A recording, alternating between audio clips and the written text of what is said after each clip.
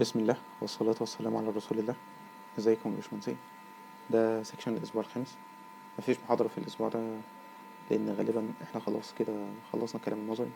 المحاضرات كانت بتركز على الجزء النظري، فأعتقد ده كان كفاية يعني في التسعير. احنا بقى السكاشن الجاية هتتكلم بقى عن تطبيق أكتر وأمثلة أكتر للبنود اللي احنا بنسعرها في المقايسات. اتبقى معانا كام حاجة كده إن شاء الله هنخلصهم على سيكشنين. فالنهاردة مثلا هنتكلم عن تسعير تريهات ولوحات وديفايسز، لمسم ده اللي هو المقطوعية، والافريج لينس بتاع مخارج الباور. اخر مرة اتكلمنا فيها عن مخارج الانارة،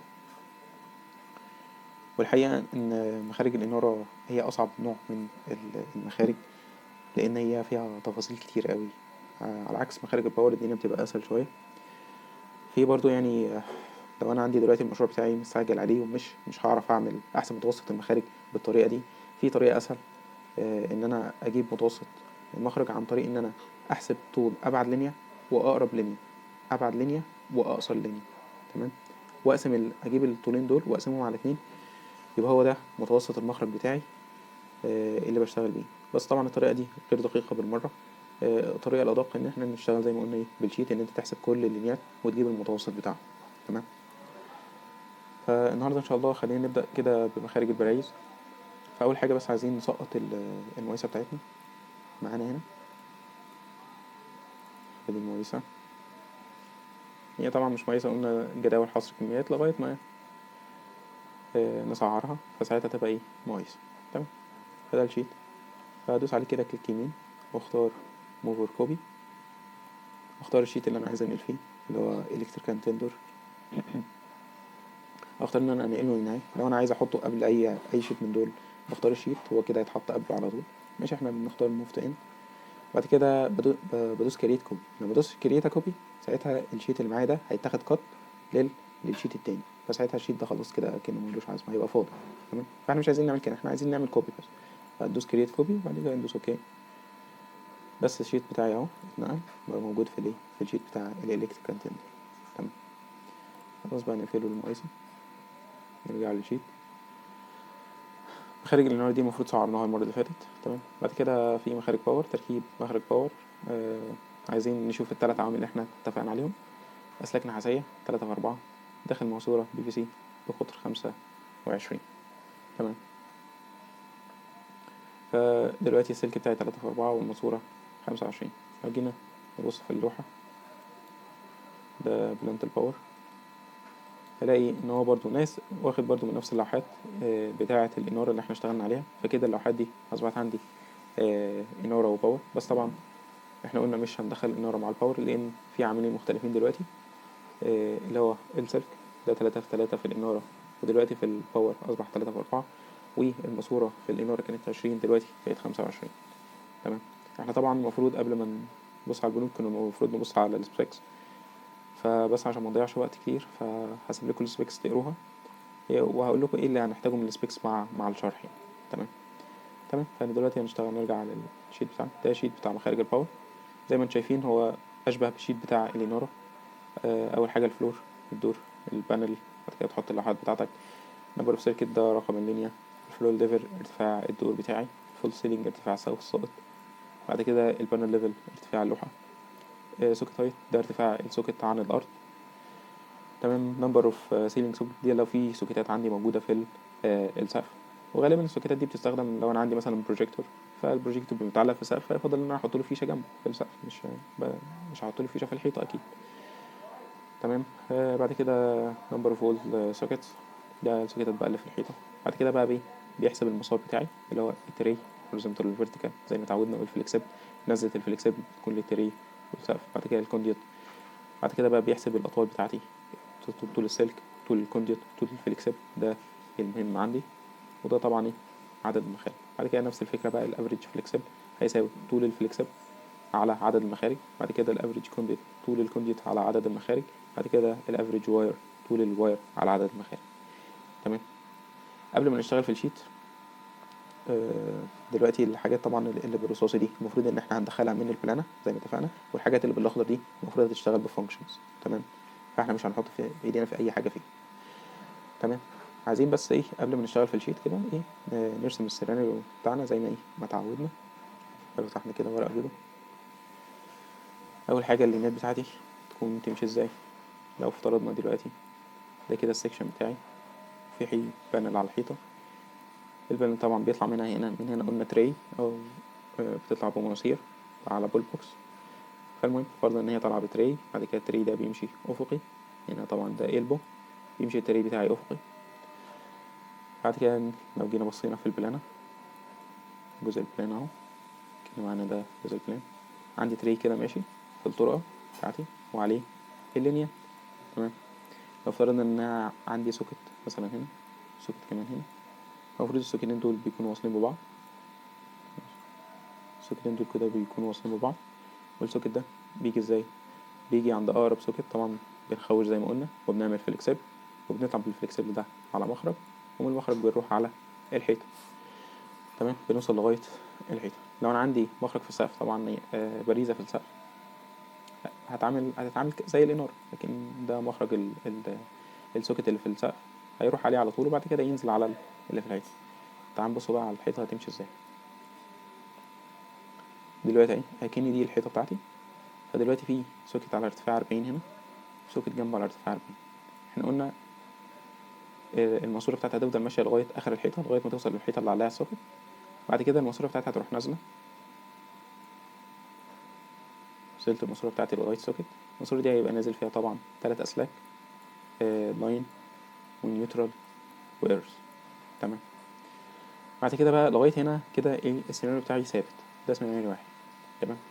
توصيل بقى السوكتس ببعض ده يحتمل سيناريوهين. السيناريو الأول ان انا دلوقتي نزلت لاين ونيوترال ايرث في ماسورة، اروح طالع بماسورة تانية، او في نفس الماسورة.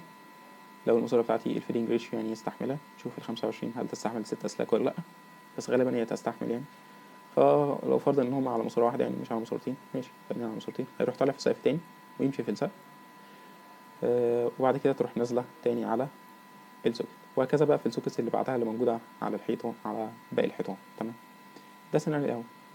السيناريو التاني بتاعي ان انا انزل بالسوكت ده في الارض، تنزل كده الماسورة بتاعتي تنزل في الارض، ومن الارض اوصل بخرطوم لل للسوكت اللي بعده. ليه بوصل بخرطوم؟ لان الخرطوم بيكون مرن معايا في الارض، فبقدر احركه بسهوله. لكن النزله دي بتكون ماسوره وما بعملهاش خرطوم عشان الخرطوم ممكن يتعصر فيها. تمام. فالمهم ان انا دلوقتي وصلت هنا خرطوم، وهكذا بقى اوصل بيه لباقي السوكتات، اوصل ما بينها في الارض بخراطيم. طب احنا هنشتغل على السيناريو انو؟ غالبا السيناريو بتاع الارض ده بيترفض، اغلب الاستشاريين بيرفضوا السيناريو ده. طب فرض ان في استشاريين بيقبلوه، برضو انا مش هحسب متوسط المخرج بتاعي عالي. ليه؟ لان فرضا ان انا الاستشاري بتاعي كبر في دماغه، فقال لك لا انا عايز المواسير تمشي في السقف. فساعتها انا احسب على الورست كيس ان المواسير بتاعتي، المسار بتاعي الاطول، احسب على المسار الاطول اكيد مش الاصل. المسار الاطول بتاعي ان المواسير تكون ماشيه في السقف، وبعد كده تنزل على الايه، على السوكيتات. تمام. فانا السيناريو ده مش هحسب عليه، انا هحسب على السيناريو اللي هو ايه، انا دلوقتي ماشي في السقف واروح نازل لكل ايه، لكل سوكت باللاين ونيوترال وايرث بتوعه. تمام. فكده اصبح عندي السلك ماشي بيمين. لو جينا نراجع دلوقتي السلك بتاعي هيطلع من اللوحه، يمشي على فيرتيكال تري، يمشي بعد كده على هوريزونتال تري، بعد كده الهوريزونتال تري هيسلم فليكسبل، الفليكسبل بتاعي هيروح مسلم مخرج في السقف، لو مفيش مخرج في السقف هيروح مكمل لغايه ما يوصل للحيطه اللي عليها السوكت، بعد كده ينزل من الحيطه على السوكت الاولاني، وبعد كده يروح طالع تاني وينزل على السوكت اللي بعده، وهكذا. تمام. عايزين بقى ايه نشوف هنحسب الكلام ده، هنسقط ازاي الكلام ده، العمليه دي في الشيت بتاعنا. لو رجعنا للشيت، اول حاجه يعني الفلور بتاعي احنا هنا بالنسبه لنا هو فلور واحد، السكند فلور. تمام. اول لوحه اللي هي الدي بي سكند فلور، نشيل اللوحه دي خالص مش لازمه. بعد كده تاني لوحه الاي دي بي سكند فلور. بعد كده رقم اللينات ده هندخله دلوقتي. الفلور ليفل زي ما اتعودنا 4، فول سيلينج 4 و3، بانل ليفل 1.8. ارتفاع السوكت بيكون 4 من 10. ده اللي هو الايه الجنرال سوكت. في سوكتات تانية على الارتفاعات تانية طبعا ايه هتتغير في البان. فبالنسبة لي التلات دول ثابتين، فهيتسقطوا كده في الباقي، دول ثابتين. هنا ده ممكن يتغير على حسب الايه السوكت عندي على ارتفاع 40، وفي سوكتات طبعا زي المطابخ مثلا بنحطها على 120. فهنشوف ده دلوقتي. تمام. بعد كده نمبر اوف سيلينج، ده برضو بدخله من البلان. نمبر اوف وول ده بدخله من البلانة. الفيرتيكال تري بقى، الفيرتيكال تري ده يجي بقى للفيرتيكال تري ده. اول حاجه معانا بتشتغل بمعادله زي ما احنا عارفين. الفيرتيكال تري كان ارتفاع الهوريزونتال تري اللي احنا قلنا مثلا هيبقى 3.6 ناقص ارتفاع اللوحه، لو انتوا فاكرين يعني من اليونان. هنعمم ده على باقي الجي. نرجع تاني كده افكركم عشان لو حد ناسي. دلوقتي اهو انا عايز الفيرتيكال تري اللي هو الجزء ده الطول ده سميه دبليو، هيساوي ايه؟ يساوي الهوريزونتال تري. احنا قلنا الهوريزونتال تري بتاعنا على ارتفاع 3.6 ناقص ارتفاع البانل بتاعتي اللي هو على 1.8. تمام. ده اللي احنا عملناه هنا 3.6 ناقص ارتفاع البانل 1.8. تمام. الهوريزونتال تري ده بنجيبه طبعا من البلان. بعد كده نزلة التري كانت بتساوي ارتفاع الدور ناقص ارتفاع الفول سيلينج. نرجع تاني. المخرج اللي عندي ده بيتركب في السقف، والتري ده على ارتفاع اللي هو 3.6. تمام. فالفرق بين الارتفاعين هو ده ده على ارتفاع قلنا 4، ده على ارتفاع 3.6. فكده نرجع تاني، يبقى نزلة التري هتساوي ارتفاع الفلور ناقص ارتفاع التري، يعني يساوي ارتفاع الفلور ناقص ارتفاع التري اللي هو 3.6. تمام. نسحب بتاعها ده طبعا ثابت. بالنسبة بقى لنزلة باريزة سقف دي، لو انا عندي سقف باريزة في سقف صوت، انا عندي كده المطالب منتهى الكيلو، عندي هنا سقف صوت، هنا في باريزة واللي بتاعت ماشية في السقف، بنزل عليها طبعا زي ما قلنا بنزل عليها بالفليكسيت من البلاك بوكس بتاعها. فيبقى الارتفاع بتاعها هو ارتفاع الدور ناقص ارتفاع السقف الصوت، يعني يساوي ارتفاع الدور ناقص ارتفاع السقف الصوت. تمام. بس هل انا عندي ده اساسا؟ ما عنديش. انا برسم مشروع في السقف الصوت فهحطه بسيط. تمام. بالنسبة بقى للبول، ده قصة بقى كده. احنا رجعنا تاني، عايزين بقى نحسب المواسير بتاعتي اللي ماشية في السقف دي. هنحسبها ازاي؟ انا دلوقتي ده بس هفرض ان الارتفاع ده اسمه واي. تمام. دبليو ولا ايه؟ دبليو هتساوي، تعال نحسبها للمخرج الواحد. تمام. فبالنسبة للمخرج الواحد الارتفاع ده هيساوي ارتفاع الفلور اللي هو 4 متر ناقص ارتفاع السوكت نفسه. تمام. بس قلنا عشان في ماسورة، هنفترض ان في ماسورة طالعة نازلة، يعني الماسورة دي هتشيل 3، وماسورة جنبها تانية هي اللي طالعة للسقف تاني، فهنضرب في 2 عشان يبقى ايه نازل طالع. تمام. تمام. بعد كده هنضرب فيه ده، قلنا كده للسوكت الواحد، فانا عايز لكل السوكتات فهنضرب في ان. بس قال لك مش هنضرب في ان بقى، هنضرب في ان ناقص 1. ليه ان ناقص 1؟ ان انا عندي اخر سوكت، نفترض مثلا ان ده اخر سوكت، فهو نازل مش هيطلع تاني خلاص، ان ده اخر سوكت في الان، فما فيش صورة هتطلع تاني، فبنقص ايه 1 من الارتفاع ده.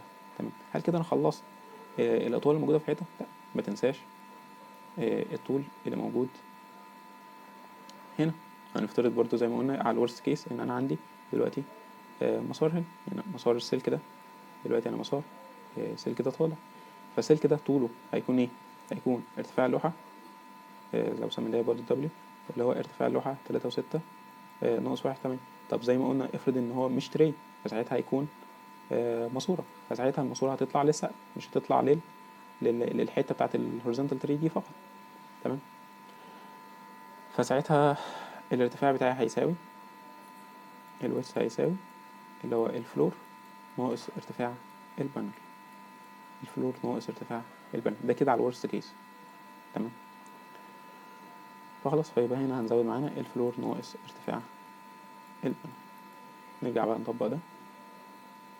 فلو جينا مثلا نكتب الفانكشن بتاعتنا هنا، نقول بتساوي زي ما احنا عارفين 2 في عدد المخارج، عرفنا ليه 2 هنا الوزن ناقص، هنقص منهم 1 زي ما احنا عرفنا ليه بنقص 1 عشان الأخير المخرج الأخير قلنا مش بيطلع منه ماسورة تاني، هو بينزل له ماسورة فقط. تمام. مضروب طبعا في الارتفاع بتاع الفلور ليفل ناقص ارتفاع السوكت. ويقفل القوس على كده، زائد زي ما قلنا ارتفاع، نفتح قوس الأول معايا، نفتح قوس عشان نعرف ده الفرق بين ارتفاع الدور ناقص ارتفاع اللوحة. ده اللي احنا قلنا ايه. طب نفترض ان احنا ماشيين بمواسير مش تري، دوس يس. بس هو طبعا بالسلب عشان لسه في حاجات هنا ما اتملتش هنا، فانا عامل الفانكشن دي عليه. تمام. السلاب ده طبعا هيجي من البلانة بتاعتنا. بعد كده التوتال اوتلت هيساوي عدد المخارج اللي في السقف زائد عدد المخارج اللي في الحيطة، وأعمل برضو الفانكشن. بعد كده التوتال فليكسبل،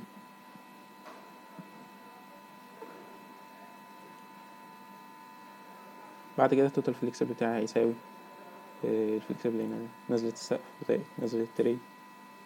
وبعد كده التوتال كونديوت هيساوي الإسلابة زائد الوول. بعد كده التوتال واير زي ما احنا عارفين هيساوي كل المخارج دي، الفيرتيكال زائد الهوريزونتال زائد التري زائد نزلة السقف زائد الوول زائد الإسلام. كل المسافات دي هيمشي فيها طبعا التري بتاعي، هيمشي فيها السلك بتاعي. تمام. في ناس هنا فهمت ان انا بسعر تري، هنا انا مش بسعر تري. تمام. انا بشوف بس المسار اللي هيمشي عليه السلك في جزء التري ده طول، انا جايب طول السلك اللي هيمشي على التري مش اكتر. تمام. التري لسه هيتسعر في شيت لوحده، ده ملوش علاقه بالتري اطلاقا يعني. تمام. انا كده خلاص خلصت اللي هو الجزء اللي فوق ده، فالمفروض من اول هنا كده اخد واسحب لتحت خلاص كده عشان يعمم الفانكشنز على باقي الخلايا. تمام. بعد كده التوتال ندوس على علامه السمشن، انتر، نفس الكلام هنا سمشن انتر، سمشن انتر، سمشن انتر. بعد كده الافريج فليكسبل هو طول الفليكسبل، الافريج فليكسبل هيساوي طول الفليكسبل مقسوم على عدد المخارج. بعد كده الافريج كونديت، طول الكونديت مقسوم على عدد المخارج. بعد كده افريج سلك على عدد المخارج. وهنا طبعا عشان مش جايبها بس عشان طبعا الاسم على صفر متنفعش، فلو حطيت هنا مثلا 5 هتلاقيه سمع معاك عادي. ما علينا. انا كده الشيت بتاعي اصبح برضو جاهز ان انا ادخل البلانة بتاعتي واسقط الحاجات دي. تمام. فلو افترضنا دلوقتي دي بلان السكتات بتاعتي، اللينيات اللي هي باللون الاحمر دي لينيات نورمال، واللي باللون الازرق دي لينيات الاميرجن. لو افترضنا مثلا ان انا اشتغل على اللينيا دي، ده المفروض سيمبل السنجل سوكت على ارتفاع 40. ماشي. فاول حاجه هرسم المسار بس كامل. دلوقتي المفروض مش هتري، المفروض مش هتري كده لغايه ما توصل لهنا. تمام. انا هنا عشان حته التري برضو دي مش كل اللينيات اقعد اطلع بسلك وامشي على التري، ممكن نستخدم حته المتوسط ان انا اشوف ابعد لينيا عندي عن اللوحه فين. فلنفترض مثلا هتكون مثلا اللينيا دي الجزء بتاع التري اهو اللينيا دي، فاحسب الطول بتاعها كله يعني. هجيب سلك فرضا يعني ان هي ماشيه كده، ماشيه كده، ماشيه كده، 2، تفضل ماشيه لغايه ما توصل لهنا مثلا. فاجيب الطول ده معايا 30 متر تقريبا. تمام. اقصر لينيا، شوف اقصر لينيا فين. اقصر لينيا هي بتاعتنا دي اللي احنا ماشيين على الترين. لا، في اقصر من اللي هو هنا مع علينا، خلينا مثلا نشتغل على دي. تمام. مش شرط اللي اقصر يعني. تمام. فجبنا الخصائص بتاعت اللينيا دي 3. تمام. فنجيب آلة حاسبة. فدلوقتي لو جينا حسبنا متوسط الهوريزونتال، أطول لينيا طلعت معانا 30 متر تقريبا، وأقصر لينيا طلعت معانا تقريبا 3 متر. 33 متر على 2 تقريبا 16 ونص متر. خلاص نكتب هنا 16 ونص متر، وأعملها بقى على كل اللينيات. إن أنا حسبت كده متوسط لكل اللينيات على الهوريزونتال تقريبا تمشي 16.5 متر. بعد كده جزء السلاب ده هنجيبه من البلان. فدلوقتي الطول اللي ماشي في السلاب هحسبه باللازم زي ما عملنا في الإنارة. حدد الطول بتاعي، في حتة هنا متحددتش كده، أتأكد إن السلك بتاعي كله اتحدد. ماشي، هحدد الحتة دي وارمي. بعد كده دوس تي انتر، طلع لي إن الطول 28. هرجع تاني من الطول بتاعي 28. فأنا كده خلاص حسبت بالنسبة لي كده أول لينيا. تمام، فكده أنا حسبت أول لينيا بتاعتي. لو رجعنا تاني ناخد مثلا لينيا تانية، مثلا ناخد لينية باور. مثلا لينية الباور دي ده مفروض هاند دراير، فدي لينية باور. فهاخدها اللي معايا ان ماشي فيها نفس الماسورة، سلك بتاع 3 في 4 ماشية في نفس الماسورة اللي هي 25، وطالعة من نفس اللوحة، فهاخدها معايا عادي مفيش مشكلة. فدلوقتي عديت الطول بتاعها ودوس تي، طلعت 18.89. هرجع تاني احط 18.89، بس نرجع من الأول بس عشان نمشي بانتظام. اللينيا دي رقم 45. انا باخد معاكم لينيات عشوائية، انت المفروض هترقم ده بالترتيب عشان ما تتوهش يعني، بس انا باخد لينيات عشوائية بحيث نشوف الافكار المختلفة يعني. الارقام دي ثابتة. ارتفاع الهاند درايف بيكون 1.20 متر. بعد كده سيلينج 0، عدد الوول 1 وبس يعني. برضو سمع معايا هنا الرقم. تعال نجرب لينيا تانية. المرة دي نجرب لينيا مختلفة شوية، وهي اللينيا اللي فيها الايه الفلور بوكسز دي مخارج موجودة المفروض في الأرض وطالعة على الترابيزة، اللي هي الفرنيتشر بوكس. تمام. فايه قصة الفرنيتشر بوكس دلوقتي دي؟ فتعالى نشوف دلوقتي هنا. نجيبها فتحنا كده. لو انا دلوقتي فرضت ان عندي ده الفلور ودي الترابيزة بتاعتي. تمام. فانا دلوقتي لو عندي هنا الحيطة، فانا دلوقتي ده السوكت بتاعي اهو، فبنزل من السوكت في الارض، فده غصب عني كده هنزل في الارض يعني، ده ملوش مسار تاني، مش هينفع اطلع الفلور بوكس. اللينيات اللي موجودة على الترابيزات لازم تنزل لها في الارض، مش هينفع تجيبها من السقف طبعا. تمام. فهنا بنزل في الارض واروح طالع لغاية الترابيزة بتاعتي، واروح نازل تاني وامشي للمخارج، وهكذا امشي لكل مخرج في الترابيزة، عشان على وش الترابيزة بيتركب السوكت اللي هو الفرنيتشر بوكس. لو معايا صورة ليه كنت وريتها لكم.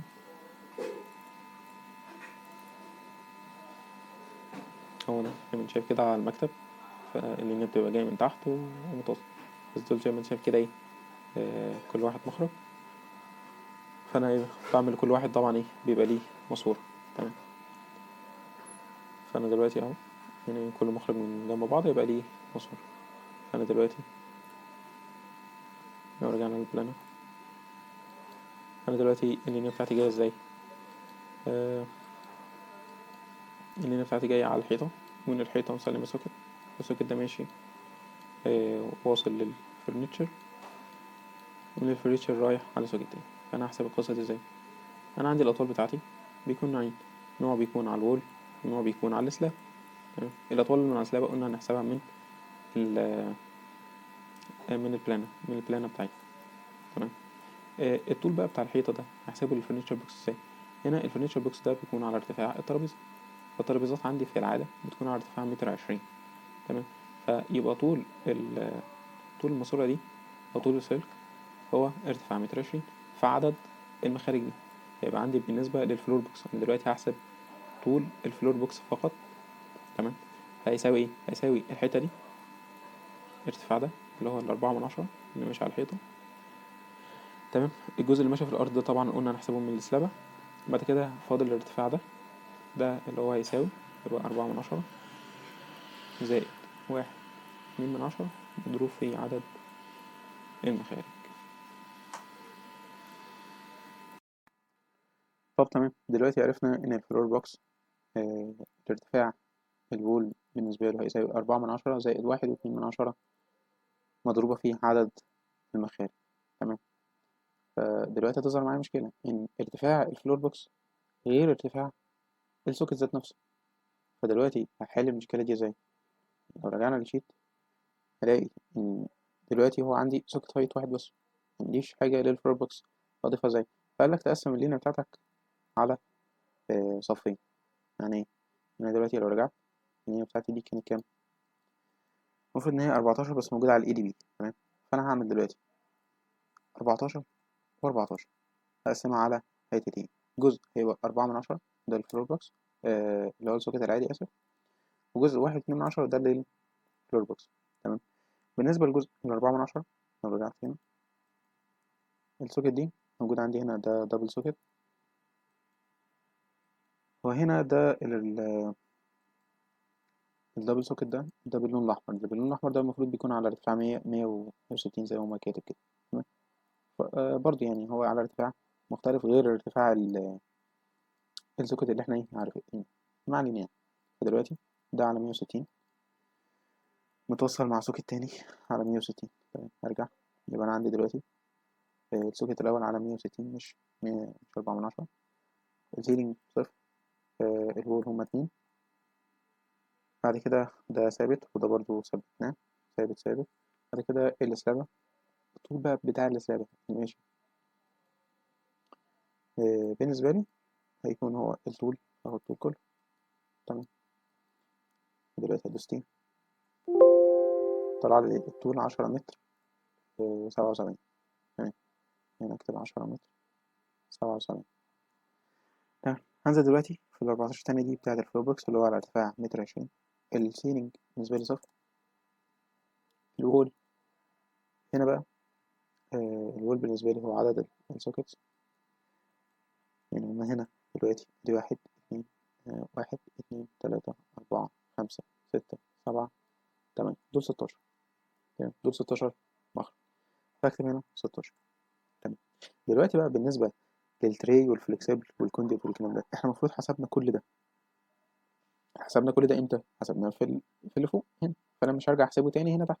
يعني ان انا دلوقتي المسافة اللي ماشي فيها اللي ماشي فيها اللينيا من اول اللوحة طالعة، طالعة على الفيرتيكال، بعد كده ماشي على الهوريزونتال، بعد كده سلم فليكسيبل، الفليكسيبل سلم مخرج ومشى للحيطة اللي رايح على السوكت، بعد كده نزل على السوكت، تمام. كل ده انا المفروض حسبته، تمام. الحاجة الوحيدة اللي فاضلة لي هي ايه؟ هي المسافة دي اللي هي من نزلة السوكت. المسافة الأفقية دي أنا حسبتها من الطول بتاع السلابة من على البلانة، فدي مش هدخلها معايا تاني خلاص. فيتبقى لي الارتفاع ده زائد ارتفاع المخارج دي مضروب في 1/2. الارتفاع ده طبعا مش 4/10، هيبقى 1.6، لأن السوكت بتاعي على ارتفاع 1.6، فهيبقى نازل للأرض 1 متر أو 60 سنتي. بعد كده يمشي على الأرض. الارتفاع ده قلنا حسبناه في السلاب، بعد كده هيطلع ينزل يطلع ينزل يطلع ينزل. أنا بالنسبة لي أهم حاجة الطلعات، إن كل اللي ماشي في الأرض ده حسبناه زي ما قلنا في السلاب، فيبقى 1.6 زائد 1.2 مضروبة في عدد المخارج، تمام. هرجع تاني هيساوي طبعا نقول ده خلاص كده صفر، horizontal 3 صفر، النازلات تمام. الوول هيساوي 1.6 خلي بالك زائد عدد المخارج اللي هم 16 مضروبة في قلنا ارتفاع 1.2، وناخدها من هنا على طول يعني 1.2، تمام. 20 متر. بالنسبة للمخارج خلاص كده ايه، حسب لي الطول بتاعي سواء كان كونديوت أو ويرز، طبعا مفيش هيبقى فيه فليكسبل خطأ، تمام. يبقى أنا كده فعلا قسمت اللينيا بتاعتي على جزئين وعرفت أحسب كل جزء بقى، وهكذا بقى. يعني لو مشيت بقى على نفس اللينيات هتلاقي كذا مثلا هنا دي سوكت 160 متوصل برضه على الفلور بوكس، فهتقسم برضه اللينيا بتاعتك على 2. هنا دي سوكيتات المفروض على ارتفاع زي ما قلنا 40. هنا ده الفلور بوكس، عندي لينيا تاني ده باور المفروض على ارتفاع 140، تمام. هتلاقي كل واحد على اللينيا، تمام. ده هنا برضه سنجل، ده كده سنجل على ارتفاع 40 مفيش مشكلة. ده ووزر بروف على ارتفاع 140، تمام. يعني المفروض بقى كده ايه، بقى لينات مش هيبقى فيها مشاكل. احنا بس خدنا ايه حاجة جنرال كده، ده 140 برضه 140، تمام. مفيش أي مشاكل خلاص. هتكمل بقى اللينيا، المفروض تكمل بقى اللينيات بتاعتك. طبعا كل ما اللينيات هتطلع أكتر كده كتير، فأزود أعمل insert وأزود خلايا وأظبط الدنيا وهندل اللينيات بتاعتي بالترتيب. فبعد كده خلاص يعني على فرض إن هو طلع هو ده الأفريج لينس بتاعي، فخلاص طلع الأفريج فليكسبل 1 و4 3 و7 11 ونص. بعد كده هروح أسمع ده في الشيت بتاع الأفريج لينس، هو هنا مش موجود. فلو رجعنا للشيت بتاعي المفروض هنا أسمع البند يساوي، هرجع للإلكتريكال أسمع البند بتاعي، شد باليمين جاب لي العدد. في بقى حاجة كويسة هنا عشان أظبط الشيت ده بسرعة، يعني دوس هنا كده كده، دوس على العلامتين دول هتلاقيه ظبط لك الشيت بتاعك على بالظبط. طيب برضو على ممكن نقول العلامتين دول برضو بنعمل ازاي. ماشي، هي حاجة في الإكسل برضو بس عشان الناس تعرفها. دوس على السهم ده تحت، بعد كده مور كوماندز، بعد كده اختار الهوم تاب، بعد كده تنزل تحت في الهوم تاب. هو المفروض يعني هتلاقي في الهوم تاب اوتو فيل، هتلاقي دول المفروض يعني مش موجودين يعني، تلاقي تنزل تحت كده اهو اوتو فيل، تختار اوتو فيل وتدوس اد اوتو فيل ويدز كده، اد لايت والويدز، بعد كده تدوس اوكي هتلاقيهم ظهروا معاك. تدوس بعد كده على العلامة دي، يعني كده هيحدد معاك شيء كنترول ايه، او تدوس على العلامة دي خلاص، وتدوس على العلامتين دول كده هيظبطوا لك هوريزونتال، وكده هيظبطوا لك فيرتيكال، بحيث الايه المسافة تبقى ايه منتظمة كده يعني متساوية. تمام، فما علينا يعني دلوقتي اهو ظبطنا دول. تمام، خارج البرايز برضه 316 مخرج. ماشي، هنشتغل بقى بالشيت بتاعنا زي ما احنا اتعودنا. هنكتب هنا المواسير بتاعتي 25، بعد كده الكونجكت تكتب بقى ايه يساوي، تروح للباور تجيب الكونجكت، بعد كده يساوي وتجيب الفليكسبل، ويساوي وتجيب السلك. وبس كده يا سيدي، يعني تسمع بقى زي ما احنا متعودين. البي في سي تاخد التول بتاع البي في سي، تجيب اليونت برايس من يو ايجا كتوتال برايس، تضرب اللينس في اليونت برايس، الفيتنج هتساوي 100% من التوتال برايس، بعد كده التوتال ماتيريال بتساوي الفيتنج زائد التوتال برايس. تروح على الفليكسبل تقدر برضو تضيف التول بتاعك، تجيب اليونت برايس من الكتالوج اللي احنا كنا شغالين بيه، توتال برايس حصل ضربهم في بعض والفيتنج 100%، توتال ماتيريال فيتنج زائد توتال برايس. الواي برضو ما ننساش السلك بتاعنا هيكون 3 في 4، فادخل للسويدي واجيب كابل عشان ده هيمشي على تري، فاجيب كابل 3 في 4، اجيب كابل 3 كور 4 مللي، واشوف الطول بتاعه. طبعا اسمعهم من هناك هنا هيساوي، متنساش ان 1/1 عشان الهدر. ارجع تاني السلك هو ده بس، فبقى هو ده الطول بتاعي. تحط بقى سعر السلك بعد ما طبعا تضيف ضريبة 14%، بعد كده تجيب توتال برايس، توتال ماتيريال حاصل جمع توتال ماتيريال للواير والفليكسبل والكونديوت، ويست ماتيريال بقى زي ما انت شايف بقى معادلات الشيت، ويست ماتيريال 5% انستول، دي اليوميات. بعد كده الدايركت والاندايركت ودراي، معادلات بقى اللي احنا ايه عارفين. تمام كده احنا عملنا ايه مخارج البرايز اللي هي 3 في 4، هنا خارج برايز 3 في 4. تمام، لو جينا مثلا للديسكونكتات، هنا عندي نرجع للمقايسة بتاعتنا، تركيب مخرج مفتاح الفصل. تمام، مخرج 3 في 4 داخل برضو ماسورة 25. هنا لو خدت بالك مفتاح الفصل هو زي سوكت، نفس اللهم صل على حضرة النبي، نفس مساحة المقطع، نفس الماسورة، بس اللوحة مش عارف بقى اللوحة ايه. تعال نبص كده. طيب بالنسبة للوحة هنا لقيت ان هي اي سي سكند فلور، خلاص بعمل مفتاح خارج مفتاح فاصل 3 و4. نفس الفكرة بقى أغير هنا ده عشان ما نستهلكش بس وقت، يبقى ده ارتفاع الدول، ارتفاع البانل، بعد كده نمبر اوف سيركت، رقم سير الدايرة، الفلور ليفل والسيلينج، تقريبا كل حاجة نفس الباور برضو ما فرقش حاجة، نفس كل الحاجة. حاجات عايزين بس نشوف السيناريو اللي هنمشي عليه.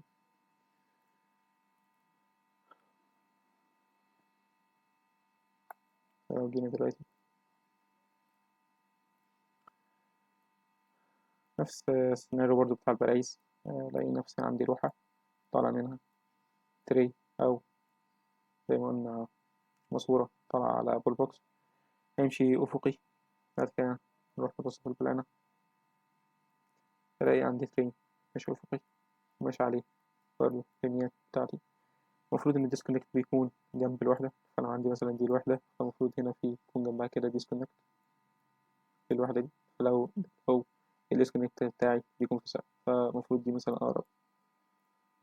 أقرب لينيا، فالمفروض هتوصل كده، توصل كده للمخرج.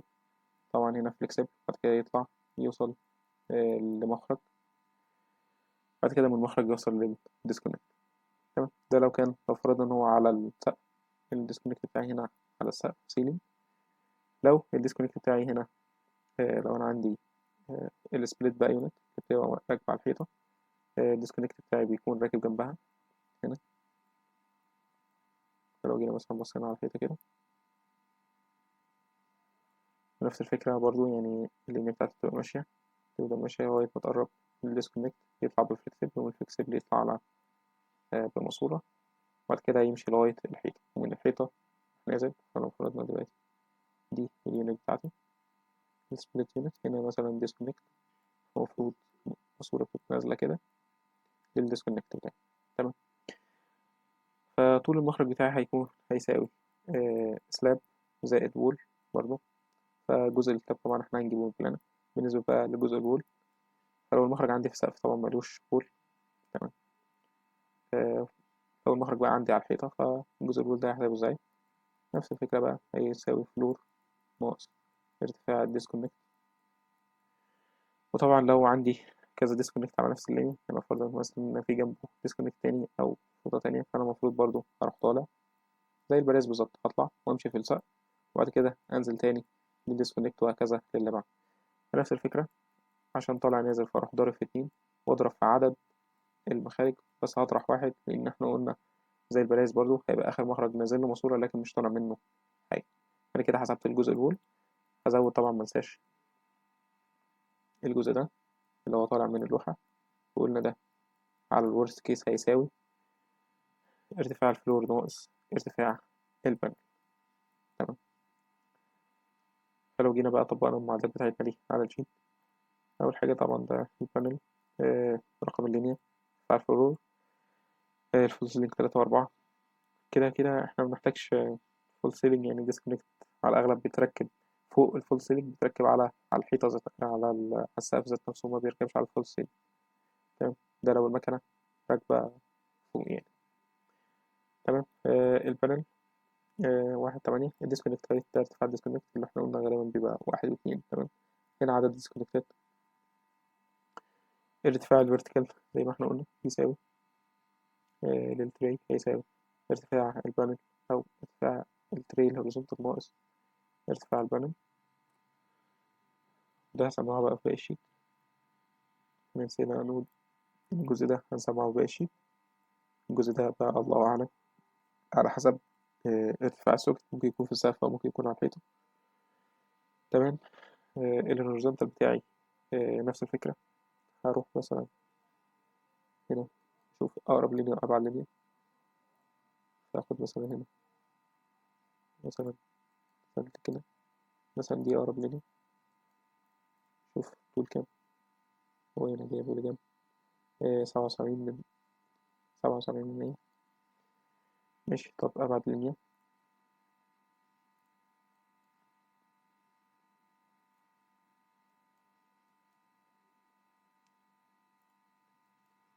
وغالبا ماشيين برضو على نفس التري، فالمفروض المتوسط هيطلع واو يعني، بس ما علينا. هو فرض إن هو هيفتن هنا.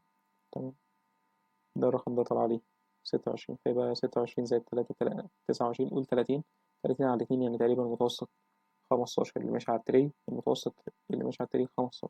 أرجع للشيت بتاعي وأحط هنا 15 لكل لينيا.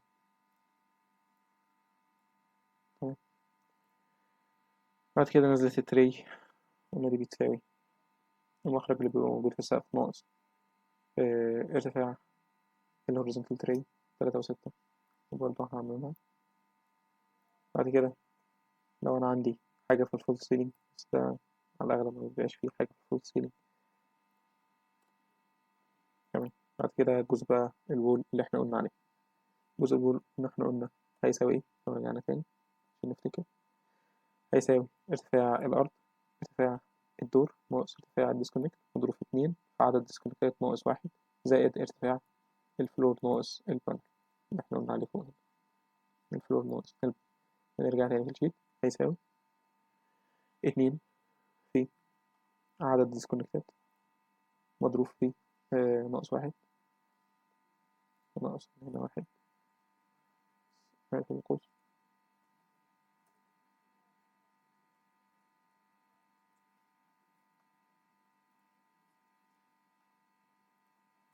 هيتضرب فيه ارتفاع الفلور ناقص ارتفاع الديسكونكت زائد ارتفاع الفلور ناقص ارتفاع البانل، وأقفل القوس عشان أميز إن ده ترم لوحده، وأدوس سي. أوكي تمام، وأروح أعمل الفانكشن بتاعتي. يعني بعد كده السلاب ده بجيبه من البلانر.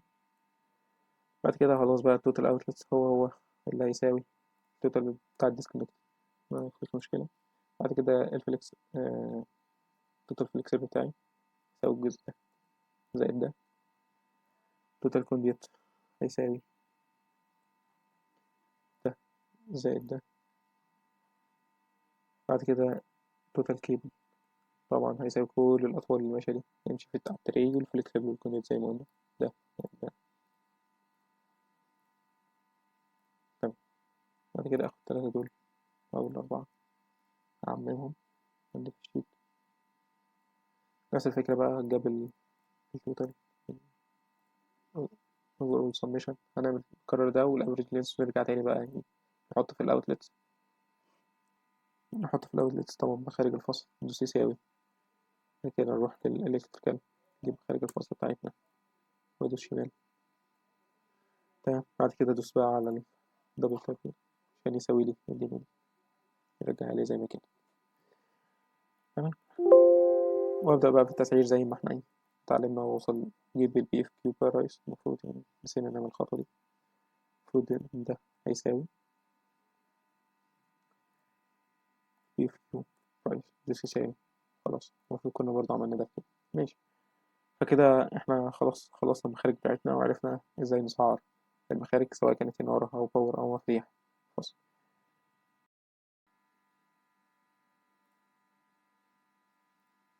يبقى احنا لحد دلوقتي سعرنا لغاية دلوقتي مخارج، سعرنا كابلات. لو تفتكروا من محاضرة باشمهندس حمدي كان اتكلم عن مجال الام بي، وقال لك أي تنفيذ أي بند بيتنفذ في الام بي بيمر بثلاث مراحل. أول مرحلة هي الفيرست فيكس، تاني مرحلة السكند فيكس، تالت مرحلة معانا هي الثيرد فيكس. فقال لك أول مرحلة دي مرحلة الأوتلت. احنا عرفنا تسعير البند بتاع الأوتلت. تاني مرحلة معايا بتكون مرحلة الوايرنج، واحنا اتعلمنا ازاي نسعر الكابلات. تالت مرحلة وآخر مرحلة معانا هي تسعير الديفايس، ودي تسعير وحدات التشغيل بتاعتي. لو رجعنا للشيت تسعير المخارج،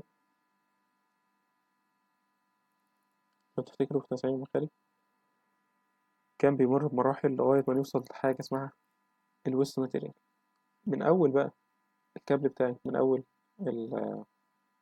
متوسط المخرج لغاية الويست ماتيريال، ده كل ده سبلاي بالنسبة لي، سبلاي. بعد كده بيجي بقى مرحلة الانستول، دايركت اندايركت ودراي وبر. فأنا في الديفايسز بالنسبة لي بالعدد، فدي بند صريح زي ما هورد زي ما هركب فخلاص، فهبدل كل اللي فات ده لغاية هنا ببند واحد اسمه سبلاي. فلو رجعنا للديفايسز هنا هلاقي إن عندي شيت أول بند هو السبلاي سعر التوريد.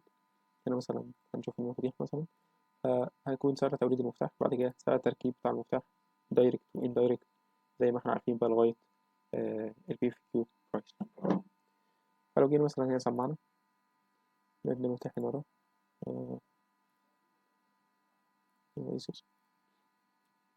يساوي انتر، اسحب لتحت لغاية ما اجيب البنود في اخر بند عندي فين.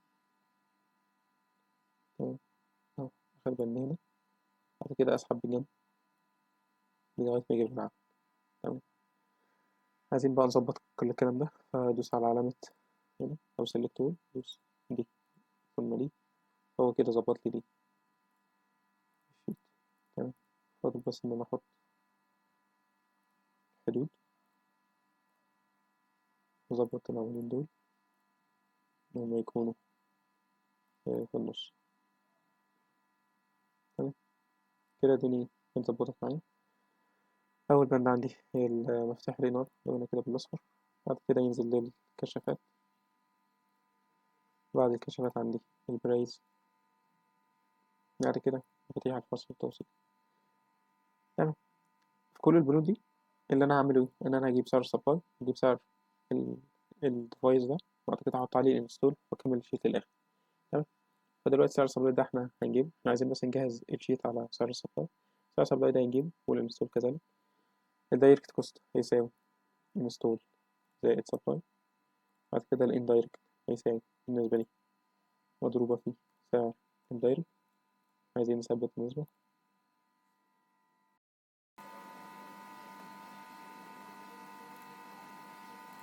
بعد كده دوس انتر، الدراي كوست هيساوي مجموع الاندايركت زائد الدايركت، وهكذا بقى في باقي الشيت. فرضا يعني ان انا عملته، هتروح واخد ده كله كده وتروح نازل بيه لتحت لغاية آخر البند، يبقى انت كده سمعت البنود بتاعتك. ماشي، فخلاص كده كده انا واقف على سعر السبلاي والانستول. لو جينا لمفتاح الانارة، تمام، دلوقتي بقى كل دي وحدات، عايزين بقى نشوف برضو السيناريوهات بتاع التثبيت برضو. فلو جينا دلوقتي المفروض الديفايسز دي بتتثبت ازاي. اول حاجه بيبقى عندي في الحيطه الباك بوكس بتاعي. تمام، الباك بوكس ده فيه منه مقاسات، فيه منه 7 في 7، 7 في 10، 7 في 14. انا بقى هجيب 7 في 7 ولا 7 في 10 ولا 7 في 14، ده يعتمد على انت هتركب ايه. تمام، دلوقتي عندي حاجه اسمها المديول. الايه موديول؟ المديول ده بالنسبه لي بعبر عنه ب3.5 سنتي. تمام، فدلوقتي العلبه 7 في 7 تاخد كام مديول؟ تاخد 2. طب العلبه 7 في 10 تاخد برضو تقريبا 3 يعني، تقريبا. العلبة ال7 في 14 هتاخد 4 مديول. فأنا عرفت إن العلبة 7 في 7 تاخد 2، والعلبة 7 في 10 تاخد 3، والعلبة 7 في 14 تاخد 4. أنا دلوقتي عندي بالنسبة لمفتاح الإنارة اللقمة بتكون 1 مديول. فأنا عرفت إن أنا لو عايز دلوقتي لو عندي مفتاح 1 جانج هجيب له علبة 7 في 7، لأن العلبة 7 في 7 بتاخد 2 مديول، فهتكفي لي عندي اللي هي لقمة المفتاح. فأنا لو هركب مثلا لقمتين هجيب علبة برضو 7 في 7. طب لو هركب 3 لقم هجيب علبة 7 في 10. تمام، السدادة بتاخد مديول. ايه السدادة دي؟ العلبة دلوقتي 7 في 7 دي ان انا بركب المفتاح وان جاي، الحتة دي بتبقى فاضية. هل هسيبها فاضية كده؟ لا، بجيب لها حاجة اسمها سدادة. المفروض يعني انت شفتها عندك في البيت يعني. هنخش كتالوج يعني عامة دلوقتي ونشوف الكلام ده. طب بالنسبة للبرايز، قالك البرايز على حسب نوع البريزة. احنا عندي انواع البرايز ايه؟ عندي 3 انواع. هو اسمه سيمبلكس، نوع اسمه شوكو، معلش يعني على الخط، ونوع تالت اسمه ام كي. السيمبلكس ده اللي هو فيه اللي هو العلبة كده فيها ايه نقطتين كده، اللي هو اللاين والنيوتر. تمام، الشوكو نفس الكلام، نقطتين بس بيبقى عندي حتة نحاسة كده فوق وحتة نحاسة تحت، دي للإرز، بتكون ايه لاين ونيوتر وإرز. العلبة الام كي اللي هي بتكون 3 فتحات، فتحة كده، فتحة كده، فتحة كده. تمام، طب ما علينا. العلبة السيمبلكس دي بتكون 1 مديول. العلبة الشوكو والعلبة الام كي بيكونوا اتنين مديول. فانا دلوقتي عشان اركب علبة شوك واركب علبة ام كي مش هينفع اركبها، هركبها في 7 في 7، ده لو هركب سنجل سوكت. لكن لو هركب دبل سوكت هركبها في 7 في 14، مش هينفع اركبها في 7 في 10، ان العلبة الشوكو او الام كي تاخد 2 مديول. فعايز اركب باريزا دوبلكس فهركبها في 7 في 14، هجيب لها علبة 7 في 14. تمام. فاحنا دلوقتي عرفنا العلبة الباك بوكس والديفايس ذات نفسه.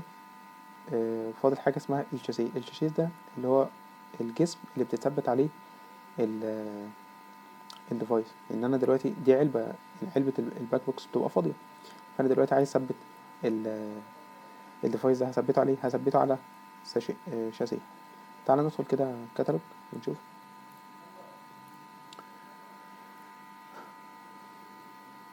تعال هنا مثلا ريجراند،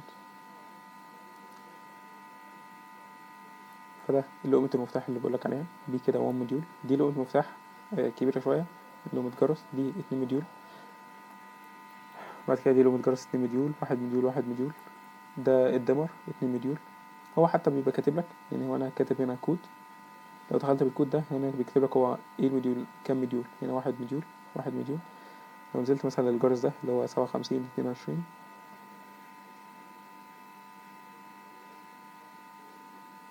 عارف هو موجود فين، علينا يعني. المفروض 2 مديول اهو، هو ده اهو اليونيفرسال ديمر، وكاتب لك عليه ان هو ايه 2 مديول. تمام اهو، وضح لك ان هو ايه 2 مديول عشان تبقى عارف انت هتجيب علبة نوعين. ده طبعا الوش اللي هو بيبقى بيقفل العلبة بتاعتي. دي بقى البرايز دي زي ما قلنا البرايز السمبلكس، اللي هي دي بتكون برضو 1 مديول. لو نزلت هنا تحت بالكود اهو 57 21 اللي هو ده الكود ده، بيقولك ان هي 1 مديول. وده طبعا الالوان بتاعتها.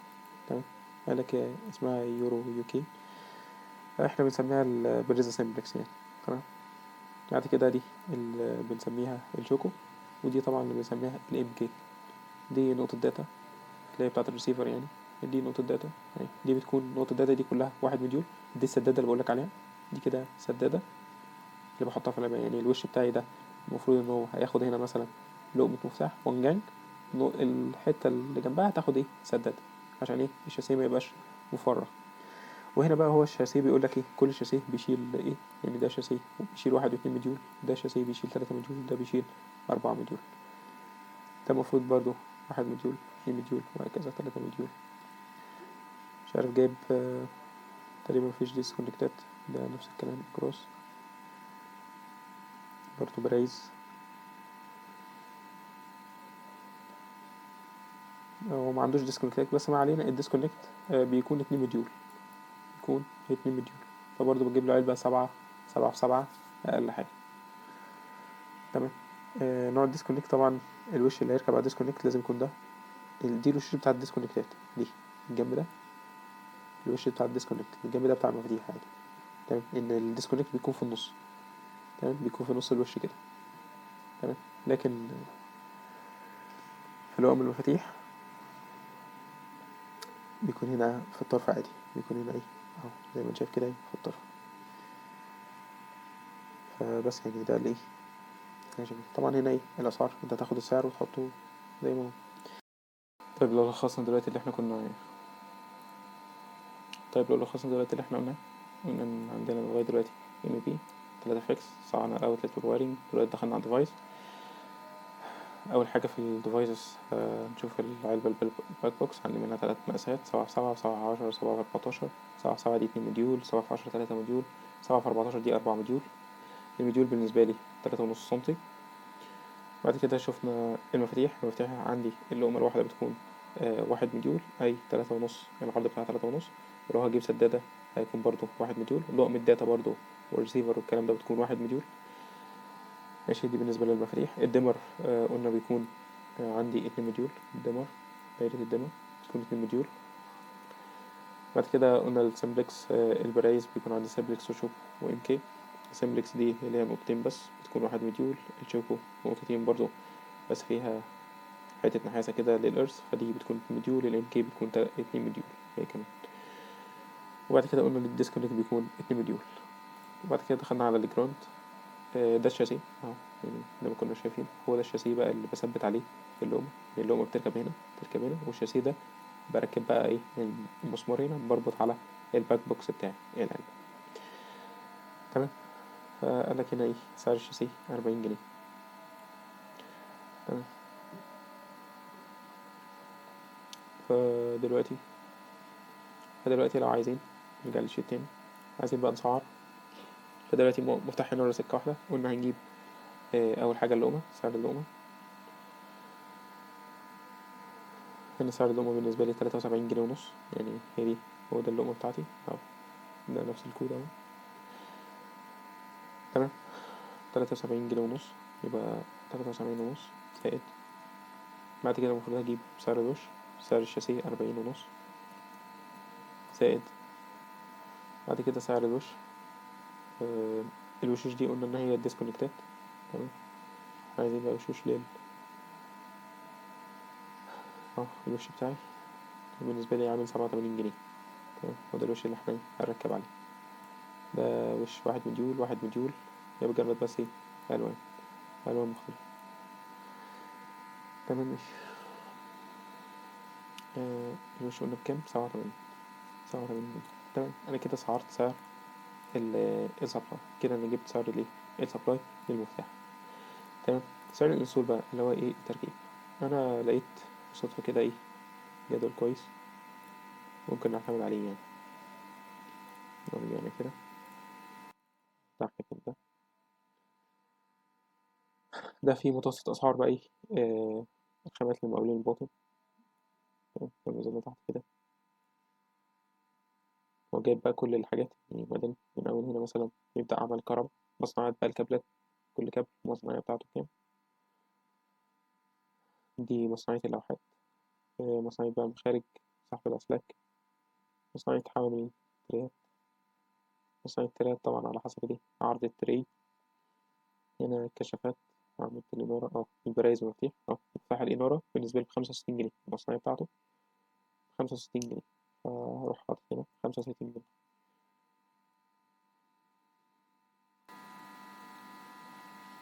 طيب أنا مليت دلوقتي بقية الخانات بتاعتنا. فدلوقتي أصبح عندي البي كيو برايس بيساوي 373. المفروض بقى هروح أسقطه هنا، هيساوي. هرجع تاني للديفايسز، اخد الرقم ده سنتر وانزل لتحت عشان نسمع في الشيت. نرجع تاني للديفايسز وهكذا. مفتاح ورا 10 أمبير بقى من النوع المقاوم. ايه اللي هيختلف معايا؟ اللي هيختلف معايا دلوقتي اللقمة هتفضل زي ما هي. احنا هنا اللقمة كنا جايبينها بكام؟ 73 ونص. فاللقمة 73 ونص. آه الووتر بروف بقى سعر، ببدل سعر الشاسيه وسعر آه اللهم صل على النبي، سعر الشاسيه وسعر الوش بيختلف. يعني بيكونوا مدمجين في النوع المقاوم، بيكونوا مدمجين في سعر واحد. فلو جينا بصينا هنا في الشيت بتاع الجراند هو مفهوش تقريبا. مفهوش، لأ مفهوش وشوش ووتر بروف. طيب ده براند تاني آه، اسمه جوس. هو المفروض موجود معانا برضو في الفندور ليست. فهنجيب منه مثلا سعر الووتر بروف، وش الووتر بروف. دي الوش اهي الووتر بروف بتاعتي. ده نوع، ده مثلا نجيب له سعر ده أبيض اللي هو 730، مسعر على الأغلى.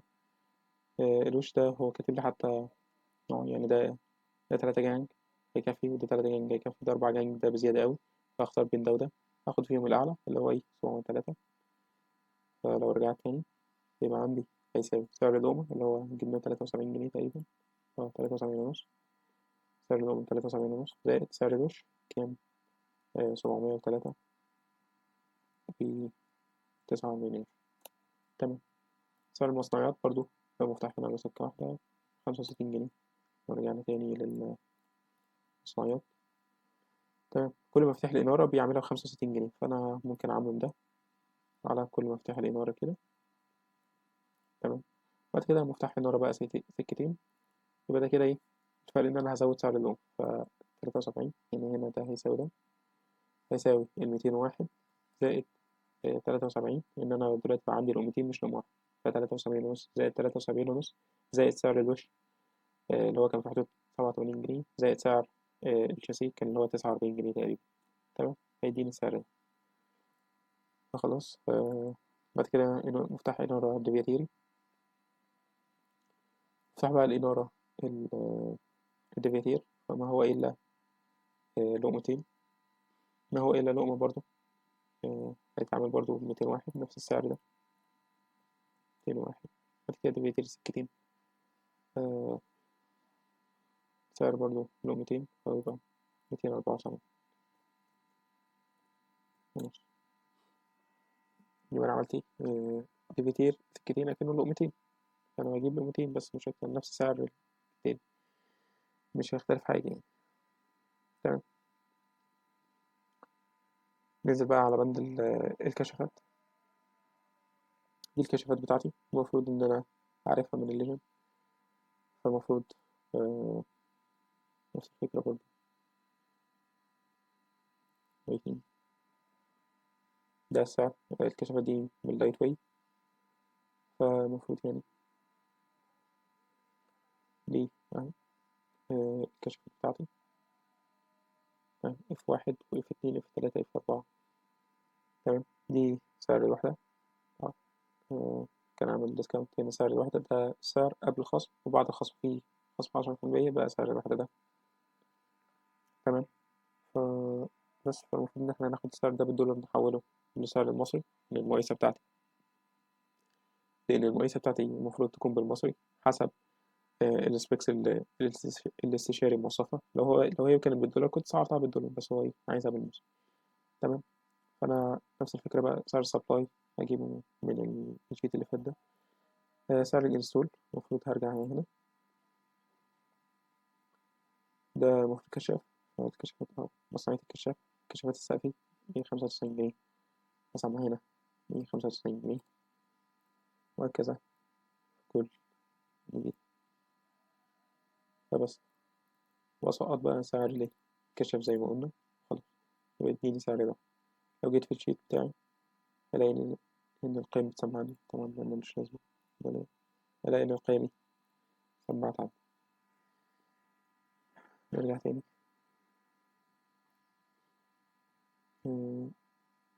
devices. بالنسبة للبرايز نفس الفكرة. هنا بقى بيقول إيه، باريزة عادية، واحد قطب زائد تعادل زائد طردي، فكده نوع الباريزة دي مش هينفع يكون سمبلكس، إن السمبلكس عندي بتاخد لاين ونيوترال بس، هو هنا عايز كمان إيه، أرضي. فأنا يا إما هجيبها شوكة يا إما هجيبها ام كي، ومش هتفرق يعني، الاتنين كده كده بياخدوا 2 مليون. تمام. فأقول يساوي، وأروح للجرام، شوف سعر الباريزة كام. دي الباريزة بتاعتي أهي، 72 21 18، 72 21 18، مثلا هجيبها باللون الأبيض دي. 237 جنيه، هسمع هنا 237 جنيه، زائد سعر الشاسيه. احنا قلنا كنا قايلين سعر الشاسيه 49، وسعر الوش كان 87 جنيه. سعر السبلاي بقى للبرايز من السود ولا ايه يعني، ننزل تحت. صناعة البرايز، برايز عادية أو قوة، سعرها 85 جنيه، سعر التركيب بتاعها 65 جنيه، وهكذا بقى في كل البنود. بالنسبة برضو لمفتاح الفصل، هجيب يساوي، بعد كده سعر المفتاح. مش هلاقي تليجرام مفتاح فصل، هشوف في جاوز.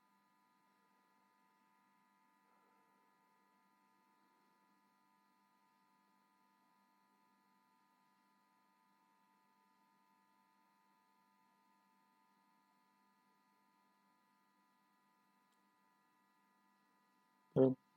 دي مفتاح الفصل بتاعتي يعني، سعره 16 بير. بس دي مفتاح الفصل دي بتكون سقفي، دي المفتاح اللي بتتركب في السقف، مش مش للتكييفات السبليت طبعا. تمام. فسعر المفتاح ده 16 أمبير ب1655. لو خدت بالك هتلاقي سعر مفتاح ال16 قريب لسعر المفتاح ال32. ده عشان إن المفتاح 16 ما بيكونش اتطلب عليه كتير، فبسعره بيبقى غالي شوية. تمام.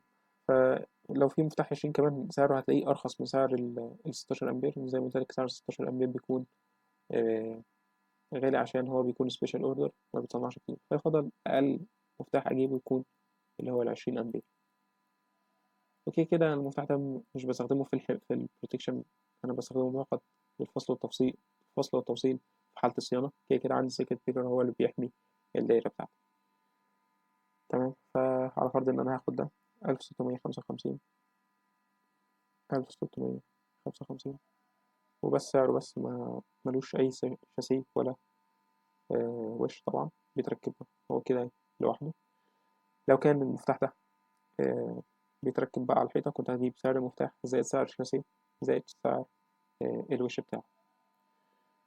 سعر المصنعيات أدخل على هنا مفتاح تكييف 130 جنيه بس كده. وهكذا سماعة في البيع عندي. طبعا أحط الأسعار هنا على السماعات في ال... عندي في المقايسة. يبقى أنا كده إيه خلصت الديفايس. زي ما انتم شايفين الديفايس مفيهاش حاجة صعبة يعني.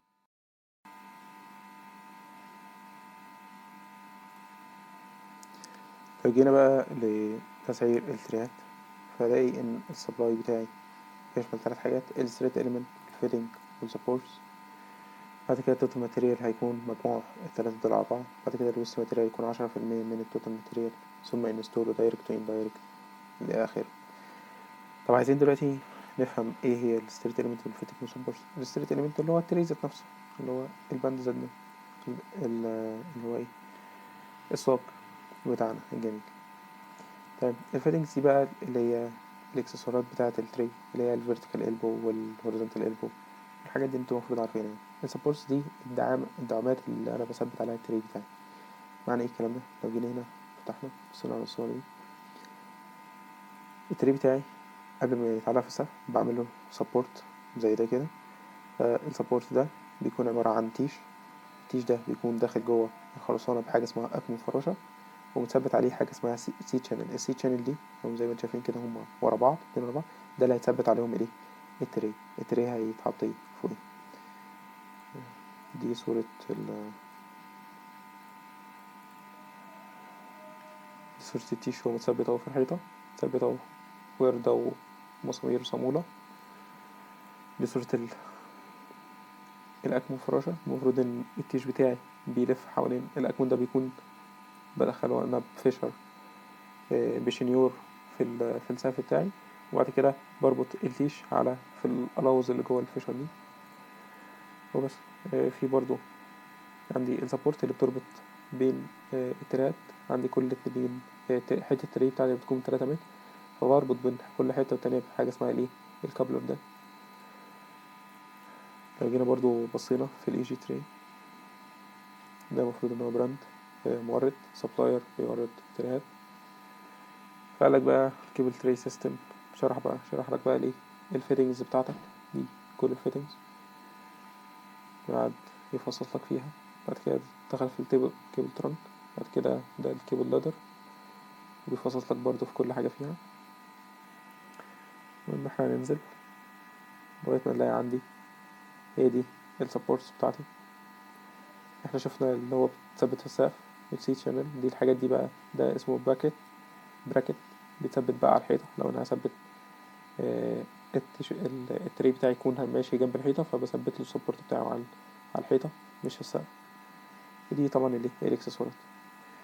تمام. فلو رجعنا بقى للشيت، فالمفروض ان الفيتنج والاكسسوارات دي برضو النسبة بتاعتهم بكون حاسبها من حاجة اسمها كاتنج ليست، ودي ان شاء الله هنعرفها في المحاضرة الجاية والأخيرة. هنعرف ازاي نعمل نحسب النسب دي من الكاتنج ليست بتاعتي. تمام. فالمهم ان انا دلوقتي الشيت بتاعي بيكون التري بتاعي اللي هو الستريت اليمنت بيكون شامل 3 حاجات: سعر التري ذات نفسه، والكفر، والسبليت بليت اللي هو الكابلر اللي احنا لسه شايفين صورته ده.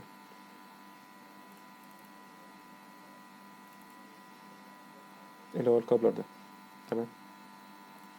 فالمهم انا دلوقتي بيقول لي هنا تري آه العرض بتاعه 100 والسمك بتاعه 1.5. تمام. فسعره عامل 4000 4300. السبيشال بيت ده كده كده ثابتة سعرها 60 جنيه. الكفر طبعا بيكون على حسب مقاس التري، بيكون مقاس الكفر، فالكفر هنا ب1700 جنيه. يبقى أنا دلوقتي سعر التري ده بالنسبة لي هيساوي 4300 زائد 60 زائد سعر الكفر 1700 جنيه. تمام. وأقسم السعر ده على 3. أقسم لي السعر على 3 عشان أنا عايز سعر المتر. هو المفروض ده سعر ال3 متر، هو قايلك أهو بيس 3 متر، أنا هقسم على 3 عشان أجيب سعر المتر. بعد كده ضرب في 1.14% عشان نسبة الهالك اللي عندي. طبعا التري بيبقى فيه منه نسبة هالك عالية شوية عن المواسير. تمام. بعد كده خد السبورت 80% من سعر التري. بعد كده الفيتنج خد 80% من سعر التري. بعد كده السبورت خد 50% من سعر الفيتنجز. وبعد كده التوتال ماتيريال جمع 3 على بعض. بعد كده الويست ماتيريال 10% والانستول وكمل هلوم جر لغاية ما وصل لسعر البي يو كيو. وهكذا بقى في باقي التريهات من الشيت اللي انت شايفه ده حسب سعر المفروض ده هو جايبه من سعر المورد، وبعد كده راح مسقطه هنا. تمام. فده كان بالنسبة للتري. لو جينا دلوقتي لللمسم اللي هي المقطعية. أكتر بند بيكون بالمقطعية هي بيان نظام الإرث ونظام اللايتنج مناعة الصواعق. فبالنسبة للمقطعية، فبالنسبة للأنظمة دي فأنت المفروض إن أنت بتوردها من مورد. المورد ده هو اللي بيجي يركب النظام وبيختبره وبيتأكد إن هو شغال وسليم. فأنت مجرد بس هتحط سعر سبلاي، مش هتحط انستول، إن مش انت اللي هتعمل انستول. فسعر السبلاي بيكون شامل التركيب زي ما قلنا والاختبار. بعد كده الدايركت هيساوي الانستول والسبلاي. طبعا هنا مفيش انستول فكأنه بيساوي سعر السبلاي بس. بعد كده الاندايركت النسبة والدايركت ثم البروفيت والنت والديدكشن والبي اف كيو. دي حاجات ثابتة عندي مش بتتغير. ان الاندايركت ده اللي هو زي ما قلنا الحاجات الأسعار المصاريف اللي مش داخلة مباشرة في سعر البند، زي قلنا تأجير الكرفانات، توصيل كهرباء للموقع، أسعار مرتبات المهندسين وأسعار العمال وهكذا. تمام. بعد كده الدراي كوست والبروفيت والنت والديدكشن والبي اف كيو برايس هتسقط كل ده. المفروض معنا هنا عرض سعر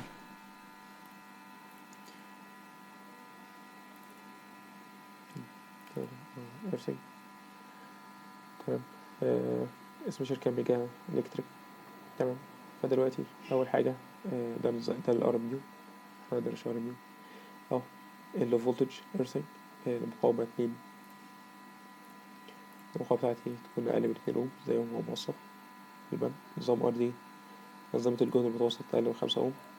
ده اللي هو هنا ده بتاع الار ام يو. هو المفروض دي 5 مش 2 بس ما علينا يعني. ده الجهد المتوسط المفروض. تمام. هو هنا مفصص لك بقى الحاجات اللي هي الكابلات والبوندنج والحاجات بتاعة السيستم. المهم أنا بالنسبة لي هو السعر النهائي ده المفروض السعر قبل الضريبة. وبعد كده حط الضريبة بتاعته. بعد كده حط السعر. والسعر زي ما انت شايف برضه بالدولار عامل $5000 وشوية. هو هنا كاتب لك برضه ملاحظات ان هو السعر ده شامل التركيب والحفر والكوميشن والتستنج، بس بيقول لك ان انت مش بيشمل الكونديوتس ولا المواسير. لو في كونديوت او مواسير كونديوت او كيبل تريز انت هتركبها عشان تعرف توصل كابلات الارث للوحات بتاعتك، فدي هتضيفها طبعا عندك هنا. فتاخد سعر السبلاي ده وتروح ضايف عليه تمن المواسير والكلام ده. بس هنا طبعا عندي مفيش، يعني المفروض هتبص في البلانة هتلاقي مفيش. وبس هتضيف ايه الأسعار بتاعة السبلاي زي ما قلنا. هنا ينزل تحت تلاقي سعر ده اللو فولتج قلنا اللي ب2. بعد كده ده الإلكتريكال روم اللي ب2. بعد كده ده اللايت كارنت اللي هو نص اوم. السعر بتاعه $4800.